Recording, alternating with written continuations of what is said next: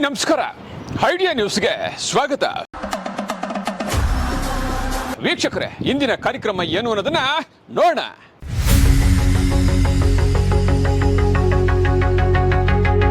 ವೀಕ್ಷಕರೇ, ಇವತ್ತು ನಾವು ನಮ್ಮ ಕುಟುಂಬ ಹಳ್ಳಿಯಿಂದ ಇವತ್ತು ಡಿಲ್ಲಿ ದೇಶವರೆಗೂ ಸೇಫ್ ಆಗಿರ್ಬೇಕಾದ್ರೆ ಕಾರಣ ಯೋಧರು ಅಂದ ತಕ್ಷಣ ಅವರೊಂದು ದೇವರುಗಳಿದ್ದಂಗೆ.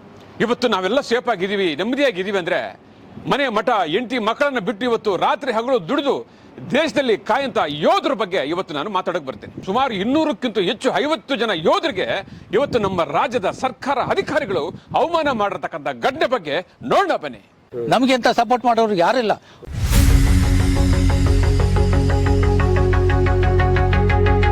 ದೇವರು ವರ ಕೊಟ್ಟರೇನು ಪೂಜಾರಿ ವರ ಕೊಡಲ್ಲ.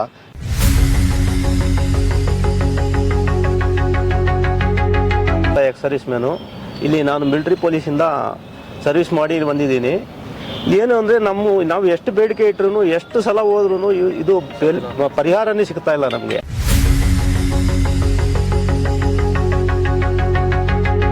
ನಮಸ್ಕಾರ, ನಮ್ಮ ಹೆಸರು ಸಾಮ್ರಾಜ್ ಅಂತ. ನಾ ಆರ್ಮಿಯಿಂದ ರಿಟೈರ್ಡ್ ಆಗಿದ್ದೀನಿ. 4 ತಹಸೀಲ್ದಾರ್ ಆಯಿತು, 4 ವಿಒನ ಆಯಿತು. ನಾವು ಇಲ್ಲಿ ತಹಸೀಲ್ದಾರ್ ಆಫೀಸ್ನಲ್ಲಿ ಓಡ್ತಾ ಇದ್ವಿ. ಇನ್ನೂ ನಮಗೆ ಏನೂ ಪೂರ್ತಿ ಆಗಿಲ್ಲ.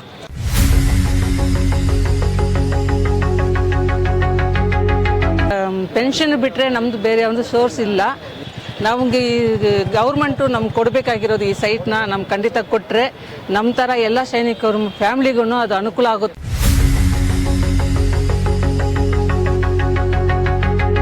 ಇವತ್ತು ನಮ್ಮ ರಾಜ್ಯ ಸರ್ಕಾರದಲ್ಲಿ ಕೆಲವು ಅಧಿಕಾರಿಗಳು, ಸರ್ಕಾರದ ಸೇವೆ ಮಾಡುವಂಥ ಅಧಿಕಾರಿಗಳು ಮತ ಹಾಕಿರ್ತಕ್ಕಂಥ ಮತದಾರರನ್ನ ಕಾಡಿಸಿ ಪೀಡಿಸಿ ಸುಮಾರು ಕೆಲಸ ಕಾರ್ಯಗಳು ಇಲ್ಲದೆ ಓಡಾಡಿ ಚುಪ್ಲಿಗ್ಲೇ ಸೌದೋಗಿರ್ತಕ್ಕಂಥ ಇತಿಹಾಸ ಇದೆ. ಯೋಧರು ದೇವರ ಸಮಾನ. ಈ ದೇಶಕ್ಕೆ ಕಾಯಂತ ಯೋಧರಿಗೆ ಅವಮಾನ ಮಾಡಿರ್ತಕ್ಕಂಥ ಅಧಿಕಾರಿಗಳ ಬಗ್ಗೆ ನೀವೇನು ಹೇಳ್ತೀರಾ? ಈ ಯೋಧರಿಗೆ ಅವಮಾನ ಮಾಡಿರ್ತಕ್ಕಂಥ ರಾಜಕಾರಣಿಗಳ ಬಗ್ಗೆ ಕೇಳಿದ್ರೆ ನೀವೇನು ಹೇಳ್ತೀರಾ? ಇವತ್ತು ನಮ್ಮ ಜೊತೆ ಯೋಧರಿದ್ದಾರೆ. ಅವರು ನೊಂದಿ ನಲಗಿ ಕಣ್ಣಲ್ಲಿ ನೀರು ಹಾಕೊಂಡು ಅವರ ಕಷ್ಟವನ್ನ ಹಂಚಿರ್ತಕ್ಕಂಥ ದೃಶ್ಯವನ್ನ, ಕಥೆಯವನ್ನ ನೋಡೋ ಬನ್ನಿ.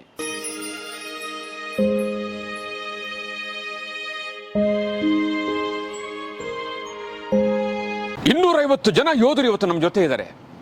ಅವರಿಗೆ ಇವತ್ತು ಸರ್ಕಾರ ಗುರುತಿಸಿ ರಿಟೈರ್ಡ್ ಆದ್ಮೇಲೆ ಅವರಿಗೆ ಅಂತ ಒಂದು ಮನೆ ಸೂರು ಕಟ್ಕೊಳ್ಳೋಕೆ ಒಂದು ಜಾಗ ಕೊಟ್ಟಿದೆ, ಸರ್ಕಾರ ಕೊಟ್ಟಿದೆ, ಕೋರ್ಟ್ ಅನುಮತಿ ಕೊಟ್ಟಿದೆ, ದಾಖಲೆಗಳು ಕೊಟ್ಟಿದೆ, ಎಲ್ಲ ಹಕ್ಕುಪತ್ರಗಳು ಕೂಡ ಕೊಟ್ಟಿದೆ. ಆದರೆ ಆ ಜಾಗಕ್ಕೆ ಹೋದ್ರೆ ಯೋಧರಿಗೆ ನಮ್ಮ ರಾಜ್ಯದ ಜನರು ಅವಮಾನ ಮಾಡ್ತಾರೆ.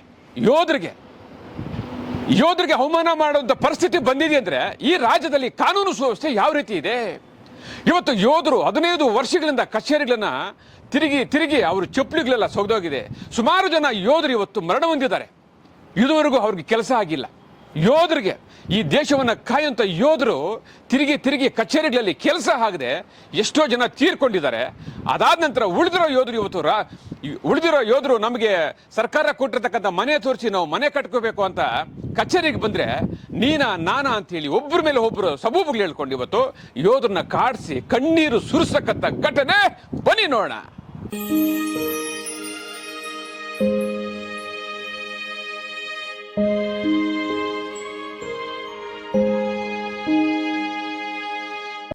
ಈ ಒಂದು ನಮ್ಮ ಮಾಜಿ ಸೈನಿಕರ ಸಂಘಕ್ಕೆ 2009ರಲ್ಲಿ ಗಡ್ಕನಹಳ್ಳಿ ಪ್ರದೇಶದಲ್ಲಿ 16, 17, 19 ಸರ್ವೆ ನಂಬರ್ ಅಲ್ಲಿ 15 ಎಕರೆ ಮಂಜೂರು ಮಾಡಿದ್ದಾರೆ.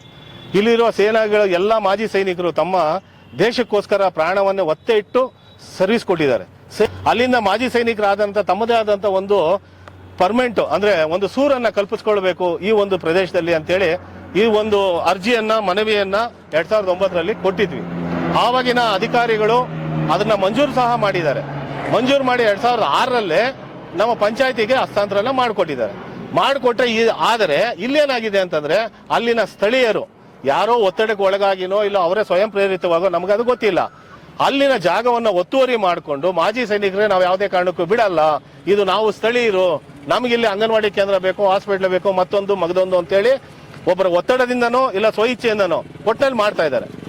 ನಾನು ಒಂದು ಮಾಜಿ ಸೈನಿಕರ ಪರವಾಗಿ ಶ್ಯಾಮ್ ಸುಂದರ್ ಸಿಪಾಯಿ ಮರಾಠ ರೆಜಿಮೆಂಟ್ ನಂದು, ನಾನು ಅಲ್ಲಿ ಸರ್ವಿಸ್ ಮಾಡಿ ಬಂದಿರೋದ್ರಿಂದ ಇವರೆಲ್ಲ ಪರವಾಗಿ ನಾನು ಏನ್ ಮನವಿ ಮಾಡ್ತಾ ಇದ್ದೀನಿ ಅಂದ್ರೆ, ಘನವೆತ್ತ ಸರ್ಕಾರ ಹಲವಾರು ಯೋಜನೆಗಳನ್ನ ಕೊಟ್ಟಿದೆ, ಭಾಗ್ಯಗಳನ್ನ ಕೊಡ್ತಾ ಇದೆ, ಆ ನಿಟ್ಟಿನಲ್ಲಿ ಒಳ್ಳೆ ಕೆಲಸ ಮಾಡ್ತಿದೆ, ಸಂತೋಷ ಇದೆ. ಆದ್ರೆ ಮಾಜಿ ಸೈನಿಕರಿಗೆ ಯಾಕೆ ಸ್ವಾಮಿ ಇಷ್ಟು ವರ್ಷಗಳಿಂದ ನಾವು ಹೋರಾಟ ಮಾಡಬೇಕಾ ಒಂದು ಸ್ವಂತ ಸೂರನ್ನ ಕಲ್ಪಿಸ್ಕೊಳ್ಳೋಕೆ? ಬಾಂಗ್ಲಾದೇಶದಿಂದ ಬರ್ತಾರೆ, ಇನ್ನು ಮತ್ತೆಲ್ಲಿಂದನೋ ಪಾಕಿಸ್ತಾನದಿಂದ ಎಲ್ಲಿಂದನೋ ಬರ್ತಾರೆ. ಅವರೆಲ್ಲ ಬೆಂಗಳೂರಲ್ಲಿ ಬಂದು ನಿವಾಸ ಮಾಡ್ಕೊಂಡಿದ್ದಾರೆ. ನಾವೇನ್ ತಪ್ಪು ಮಾಡಿದಿರಿ? ದೇಶಕ್ಕೋಸ್ಕರ ನಾವು ಶ್ರಮಿಸಿದೆ ತಪ್ಪ?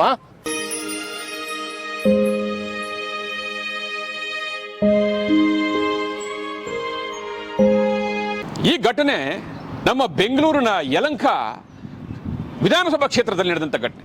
ಯಲಹಂಕ ಹೋಬಳಿ ಗಂಡಿಗೇನಹಳ್ಳಿಯಲ್ಲಿ 16-17 ಸರ್ವೆ ನಂಬರ್ 16-17 ಯೋಧರಿಗೆ, ರಿಟೈರ್ಡ್ ಆದಂಥ ಯೋಧರಿಗೆ 15 ಎಕರೆ ಜಮೀನು ಕೊಟ್ಟಿದೆ. 250 ಜನರಿಗೆ ಮನೆ ಕಟ್ಕೊಳ್ಳೋಕ್ಕೆ ಒಂದು ಸೈಟ್ ಕೊಟ್ಟಿದೆ.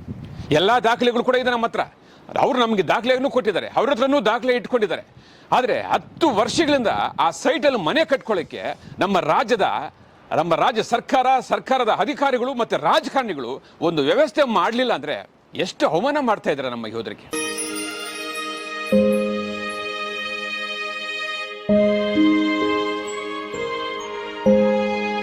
250 ಜನರಿಗೆ 15 ಎಕರೆ ಜಮೀನನ್ನು ಗುರುತಿಸಿ ಸರ್ಕಾರ ಕೊಟ್ಟಿರಾಗ ಸರ್ಕಾರ ಹೋಗಿ ಅವರಿಗೆ ಗುರುತಿಸಿ ಮನೆ ಕಟ್ಕೊಳ್ಳಿ ಅಂತ ಒಂದು ಕೆಲಸ ಮಾಡಿದ್ರೆ ನಿಮ್ಗೆ ಮನುಷ್ಯತ್ವ ಬರ್ತಾ ಇಲ್ವಾ?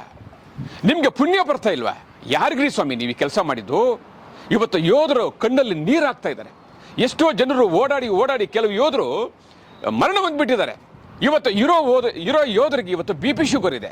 ಆದರೂ ಕೂಡ ಸರ್ಕಾರಿ ಕಚೇರಿಗಳಲ್ಲಿ ಮಾಮೂಲಿ ಸಾರ್ವಜನಿಕರು ಬಂದು ಓಡಾಡ್ತಾ ಇದ್ರೆ ನಿಮ್ಗೆಲ್ಲ ಏನ್ ಅನ್ಸುತ್ತೆ?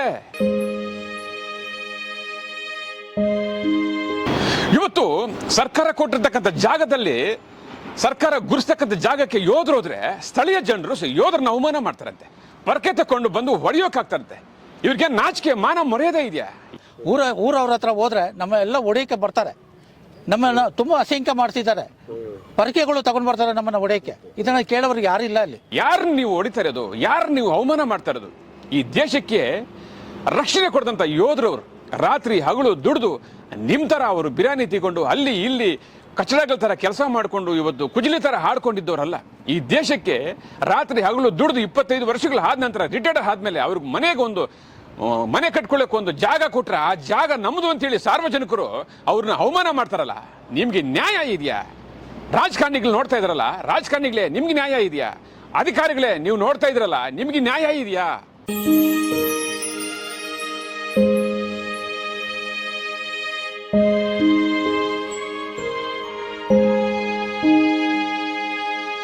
ಈಗ ಅದನ್ನ ಇದು ಮಾಡಿ 15 ವರ್ಷಗಳಿಂದ ನಾವು ತಾಲೂಕು ಕಚೇರಿ ಓಡಾಡ್ತಾ ಇದ್ದೀವಿ. ಸೊ ಇದಕ್ಕೆ ತಾವು ಏನ್ ಹೇಳ್ತೀವಿ ಸರ್? 15 ವರ್ಷಗಳಿಂದ ನಾವು ಬರ್ತಾ ಇದ್ದೀವಿ, ಹೋಗ್ತಾ ಇದ್ದೀವಿ, ನಮ್ ಕೆಲಸ ಮಾಡ್ಲಿಲ್ಲ, ದೇಶಕ್ಕೆ ಸೇವೆ ಮಾಡಿದಂತ ಯೋಧರಿಗೆ ಕೆಲಸ ಮಾಡಿಲ್ಲ, ನಾನು ಯಾರು ಮಾಡ್ತಾರೆ? ಅದಕ್ಕೆ ಅಲ್ಲಿ 100 ವರ್ಷದಿಂದ ಇರೋ ರೈತರಿದ್ದಾರೆ. ಅವ್ರನ್ನಲ್ಲಿ ತಗ್ಸಿಸಿದ ಮೇಲೆ 100 ವರ್ಷದಿಂದ ಇರೋ ರೈತರಿದ್ದಾರೆ, ಅಲ್ಲಿ ತಗ್ಸಿಸಿದ ಮೇಲೆ ಮಾಡ್ಬೋದಾಗಿರ್ತದೆ. ಅದನ್ನ ಮಾಡೋದಕ್ಕೆ ಈಗ ಶಾಸಕರು ಇವರು ಎಲ್ಲರೂ ಬಂದಿದ್ರು ನಿಮ್ಮಲ್ಲೆಲ್ಲನ, ಎಲ್ಲರೂ ಹೋಗಿ ಅಲ್ಲಿ ಇದು ಮಾಡಿದ್ದಾರೆ. ಅದು ಕ್ಲಿಯರ್ ಆದ ತಕ್ಷಣ ಕ್ಲಿಯರ್ ಆಗುತ್ತೆ ಅಷ್ಟೇ. ಸರ್, ನಿಮ್ಮ ಪ್ರಕಾರ ಪ್ರೊಸೆಸ್ ಮುಂದೆ ಎಷ್ಟು ದಿನದಲ್ಲಿ ಇವ್ರಿಗೊಂದು ನ್ಯಾಯಕ್ಕೋಸ್ಕರ ಸರ್? ಗೊತ್ತಿಲ್ಲ. ಅಲ್ಲಿ ರೆವಿನ್ಯೂ ಡಿಪಾರ್ಟ್ಮೆಂಟ್ ಪ್ರಕಾರ ಅವ್ರನ್ನ ಪಕ್ಕದಲ್ಲಿ ಜಾಗ ಯಾವಾಗ ಅವ್ರನ್ನೂ ಗುರುತಿಸಲ್ಲಿ ಕೊಡ್ತಾರೆ, ಇದು ಖಾಲಿ ಆಗುತ್ತೆ, ನಿಮಗೆ ಸಿಗುತ್ತೆ. ಸರ್, ಇದರಲ್ಲಿ ಸಮಸ್ಯೆ ಏನು ಅಂತಂದ್ರೆ ಹಲವಾರು ವರ್ಷಗಳಿಂದ ಇದೇ ಒಂದು ಉತ್ತರನ ನಾವು ಈ ಸಂಬಂಧಪಟ್ಟ ಇಲಾಖೆಯಿಂದ ನಾವು ತಗೊಳ್ತಾ ಇದ್ದೀವಿ. ರೆವಿನ್ಯೂ ಮೇಲೆ ಇವ್ರು ಹೇಳ್ತಾರೆ, ಅವ್ರ ಮೇಲೆ ಪಂಚಾಯತ್ ಹೇಳ್ತಾರೆ, ಪಂಚಾಯತ್ ಮೇಲೆ ತಹಸೀಲ್ದಾರ್ ಮೇಲೆ ಹೇಳ್ತಾ ಇದ್ದಾರೆ. ಇದರಲ್ಲಿ ಸುಮಾರು ಜನ ನಿಧನರಾಗ್ಬಿಟ್ಟಿದ್ದಾರೆ, ಸಿಗ್ತಾ ಇಲ್ಲ. ಅದಕ್ಕೆ ನಮ್ದು ಕಾಳಜಿ ಏನು ಅಂತಂದ್ರೆ ತುರ್ತಾಗಿ ಎಲ್ಲ ಇಲಾಖೆಗಳು ಒಂದಾಗಿ ನಮಗೆ ಒಂದು ಸೂರನ್ನ ಕಲ್ಪಿಸ್ಕೊಡಿ. ಇವತ್ತಿನ ಪರಿಸ್ಥಿತಿಯಲ್ಲಿ ಇದೇ ರಾಜಕಾರಣಿಗಳ ಜಮೀನು ಏನಾದರೂ ಇದ್ರೆ 24 ಗಂಟೆಯಲ್ಲಿ ಮಾಡಿಬಿಡ್ತಾರೆ. ಆದರೆ ಇವತ್ತು ಯೋಧರಿಗೆ 10 ವರ್ಷಗಳಿಂದ ರಾಜಕಾರಣಿಗಳು ಮತ್ತು ಸರ್ಕಾರದ ಅಧಿಕಾರಿಗಳು ಕಾಡಿಸ್ತಾ ಇದ್ದಾರೆ. ಇದು ನಿಮ್ಗೆ ನ್ಯಾಯವೇ? ಇದು ನಿಮ್ಗೆ ಧಕ್ಕೆ ತರುತ್ತಾ? ಇಡೀ ಸಮಾಜವೇ ನೋಡಬೇಕು. ಇವತ್ತು ಈ ವಿಡಿಯೋವನ್ನು ನೋಡಿ ದಯವಿಟ್ಟು ನಾನು ಕೇಳ್ಕೊಳ್ಳೋದೊಂದೇ, ಇವತ್ತು ನಮ್ಮ ಯೋಧರಿಗೆ ಅವಮಾನ ಆಗೋದು ಒಂದೇ, ನಮ್ಮ ತಂದೆ ತಾಯಿಗೆ ಅವಮಾನ ಆಗೋದು ಒಂದೇ. ಇಂತಹ ವಿಡಿಯೋಗಳನ್ನು ದಯವಿಟ್ಟು ಸಂಬಂಧಪಟ್ಟಂಥ ಅಧಿಕಾರಿಗಳಿಗೆ ತಲುಪೋ ತನಕ, ಆ ಯೋಧರಿಗೆ ನ್ಯಾಯ ಆಗೋ ತನಕ ಈ ವಿಡಿಯೋವನ್ನು ಶೇರ್ ಮಾಡಿ, ಸಬ್ಸ್ಕ್ರೈಬ್ ಮಾಡಿ, ಶೇರ್ ಮಾಡಿ. ಧನ್ಯವಾದ.